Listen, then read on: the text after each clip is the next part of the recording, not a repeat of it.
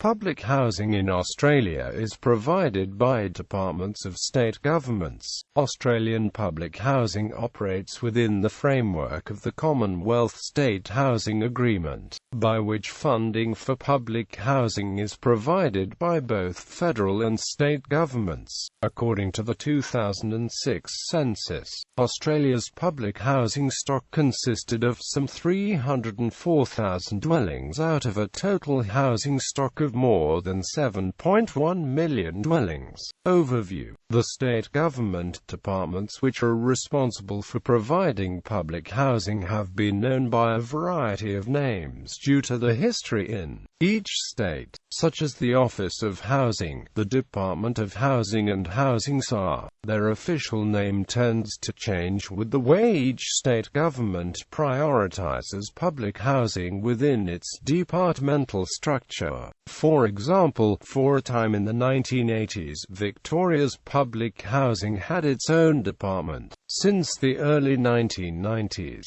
departmental restructuring under the Kennett government relegated its status to the Office of Housing within the Department of Planning and Development. It has since been moved from a bricks-and-mortar issue to one of health and welfare, now being an office within the Department of Human Services. The management of some public housing has been outsourced to not-for-profit management companies as part of a demand management philosophy to target it towards people with special needs.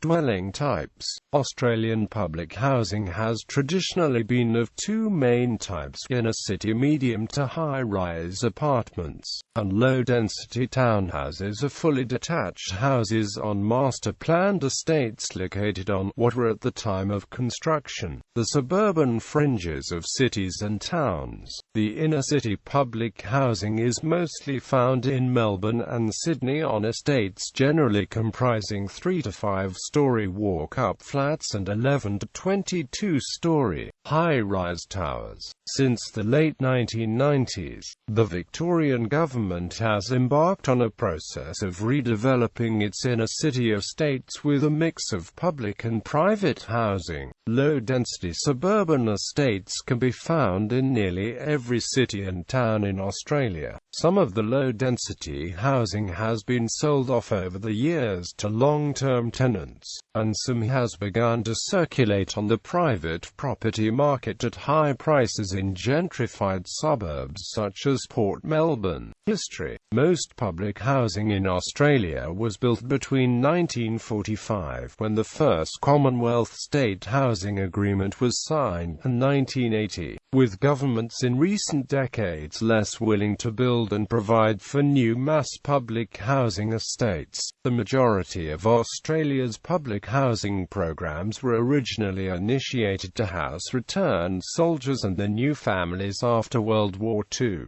a period of chronic housing shortages across the country. However, the construction of high-rise estates in Melbourne and Sydney during the 1950s and 1960s was aimed more at improving the living conditions of inner suburban residents living in substandard housing. During the late 1970s, as local community resistance grew to inner suburban high-rise estates, public housing programs were severely curtailed. In addition to the reaction to large high-rises in the inner city was the social stigmatization following the creation of sizable enclaves of a single, negatively perceived socio-economic group. For the 1980s onwards, the focus was on small-scale infill projects and spot purchase of existing dwellings in appropriate locations. Social housing. In recent years, not-for-profit social housing providers have developed a more prominent role in providing affordable housing to eligible tenants. These social housing providers include charities and organisations such as the Brisbane Housing Company, a not-for-profit corporation operated by the Queensland Government and the Brisbane City Council. Cooperation between state housing departments and social housing providers is increasing, as in Queensland, where prospective tenants who are on the waiting list for public housing are now also on the waiting list for social housing. Public housing today. Today, public housing in Australia is generally seen by governments as welfare accommodation for low-income earners,